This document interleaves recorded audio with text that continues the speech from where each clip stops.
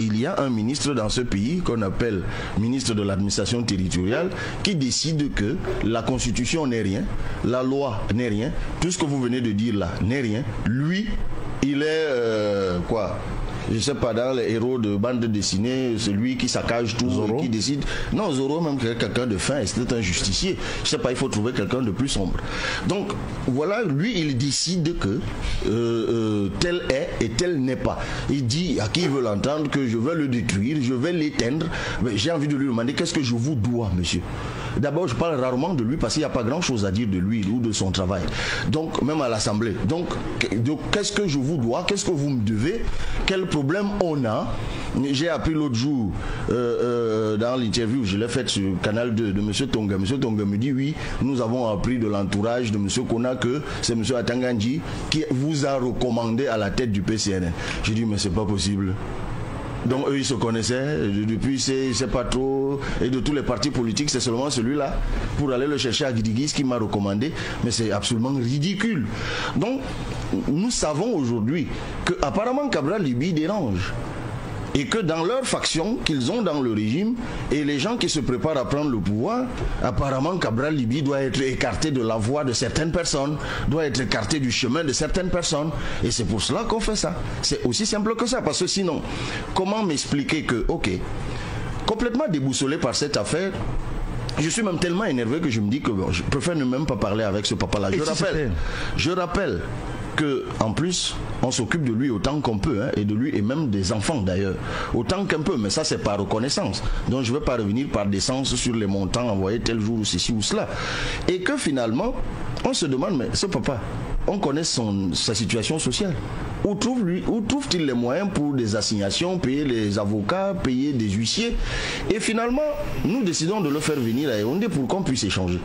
Je mets en place le bureau politique du parti, je fais rapidement, siège le 2 décembre, je mets en place un comité de dialogue et de conciliation qui va à sa rencontre le lundi 4 ou 5. Ils tombent d'accord sur une feuille de route de sortie de crise, mais il leur dit vers 2h du matin, attendez, j'ai reçu un coup de fil du MINAT, je le vois demain et quand je sors de là, nous paraphons nos documents. Il va au MINAT le lendemain, il disparaît de la circulation et nous le verrons réapparaître à bord d'un Prado blanc à Kribi 2 jours après, pour faire une intervention volontaire dans l'affaire que nous avions introduite auprès du tribunal de grande instance, parce que l'interdiction de la manifestation donne lieu, avec la loi de 90, à une saisine du tribunal de grande instance qui sous huitaine se prononce par ordonnance. Et lui, il se retrouve à Kribi et il fait une intervention volontaire, figurez-vous, avec quel avocat? Le même avocat que madame le sous-préfet. Et il remonte à Yaoundé. Oui. Et curieusement, je dis bon, ok. Il disparaît 3 ou 4 jours de la circulation, il réapparaît.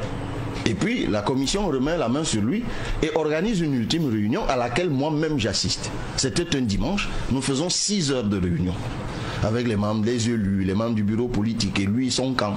On tombe d'accord. D'ailleurs, c'est l'occasion pour moi de lui dire toute ma colère et de tous les mensonges qui ont été répandus. Et puis finalement, il me dit, mais moi je te reproche rien. Voilà, en fait, ce que je te reproche, des trucs mais complètement fallacieux. Et puis, on tombe d'accord sur la sortie de crise. D'ailleurs, il dit un truc ce jour, du moins un de ses proches. Il dit, oui, mais est-ce que vous savez que Papa Kona, pendant que vous êtes député et tout, lui, il n'a pas de maison, il n'a pas de lit, il n'a pas de télé, il n'a pas de salon, il n'a pas... Je dis, bon, ok.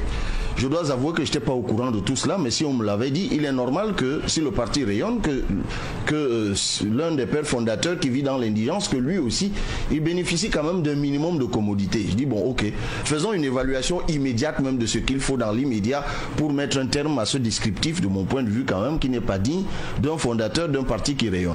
On trouve là sur le coup une évaluation de 5 millions de francs CFA. Et là, séance tenante, j'avais encore dans mon sac, je l'ai dit ailleurs, les frais de session. Je vais chercher le 5e de ce montant, je pose sur la table en guise de bonne foi.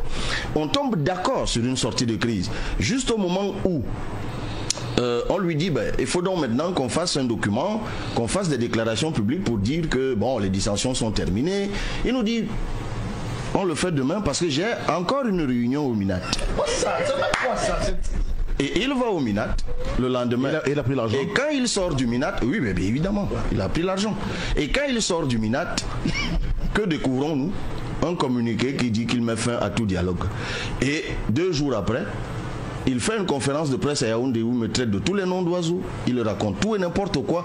Figurez-vous qu'en ce moment-là, il n'y a plus de dissensions internes. L'autorité administrative, curieusement, lui délivre un récépissé. Nous, notre congrès a été interdit.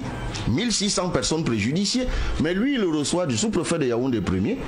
Un récépissé de manifestation publique, et cette fois adressé à qui? À président fondateur. Il ne se fait plus appeler maintenant président national. Il a compris que c'est une supercherie et sa forfaiture, c'est connu de tous. Maintenant il se fait appeler président fondateur, une fonction qui n'existe ni dans les statuts originels que eux-mêmes ont adoptés en 2001, ni dans les statuts que nous avons révisés l'an dernier en 2022. Et la conférence de presse a quand même lieu au Dioga Palace. Et curieusement, certains journalistes qui ont assisté à cette conférence de presse étaient appelés directement du cabinet du ministre de l'administration territoriale. Merci, Cabral Libye.